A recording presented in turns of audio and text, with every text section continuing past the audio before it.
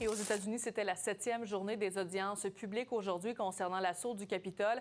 Il a été question, entre autres, de la pression qu'a exercée l'ancien président américain Donald Trump de l'élection présidentielle jusqu'au 6 janvier 2021 pour ses partisans.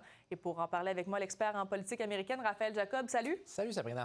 Donc, aujourd'hui, le comité s'est penché sur les liens entre Donald Trump et les groupes d'extrême droite qui étaient présents le 6 janvier. Absolument. Ce que le comité a essayé de faire presque toute la journée, ça a été de démontrer un lien de cause à effet entre ce que Donald Trump a dit pendant des semaines et ce que, finalement, le 6 janvier 2021, ces groupes extrémistes-là ont fait sur le terrain au Capitole, donc en janvier 2021. Et lorsqu'on parle de groupes extrémistes, là, le mot n'est pas exagéré. Okay. Je donne un exemple rapidement d'un des témoins qui est venu témoigner aujourd'hui.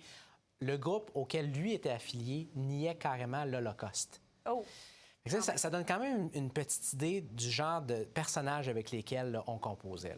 C'est un peu Donald Trump aussi qui a envenimé parce qu'il avait écrit un tweet aussi juste un petit peu avant Noël. Absolument. Et c'est là qu'on a essayé notamment d'établir ce lien de causalité-là, de dire que c'est à cause de ce genre de message-là, notamment via Twitter, quand Donald Trump avait encore un compte sur Twitter, qu'il a enflammé la situation et qu'il a poussé directement ces gens-là à se rendre au Capitole. Le 6 janvier. Et là, il y a des extraits qui ont d'ailleurs été diffusés de militants d'extrême droite dans les heures qui ont précédé, en fait, l'assaut. Et ça, Sabrina, en ce qui me concerne, c'était probablement le moment à la fois le plus troublant et le plus révélateur de la journée. Pourquoi? Parce qu'on a montré non seulement ce qui s'est passé le 6, mais la veille. Et qu'est-ce qui s'est passé la veille? Il s'est passé qu'on a eu un grand rallye à quelques mètres à peine d'où a eu lieu l'insurrection quelques heures plus tard.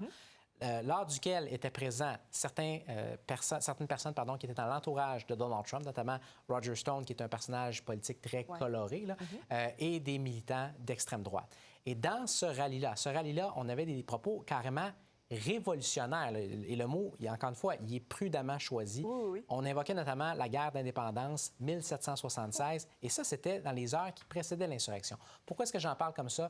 Parce que depuis janvier 2021, la défense de Donald Trump et de ses partisans, c'est de dire c'était une émeute, c'était simplement une émeute, il n'y avait pas de préméditation, c'était spontané, on n'avait pas de rapport là-dedans et on ne pouvait pas le voir venir.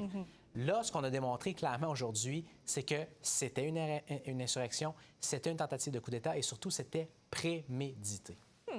Quel est l'impact politique pour Donald Trump dans tout ça? Ça, c'est la question qu'on continue à demander. Il y a eu ce matin même, quelques heures avant les audiences publiques, un nouveau sondage national extrêmement intriguant du New York Times. Pourquoi intriguant? Parce qu'on demande aux électeurs républicains, spécifiquement, en 2024, lors de la prochaine élection présidentielle, si vous avez un candidat derrière lequel vous rangez, qui est-ce que ce serait? Donald Trump est encore premier parmi les candidats républicains.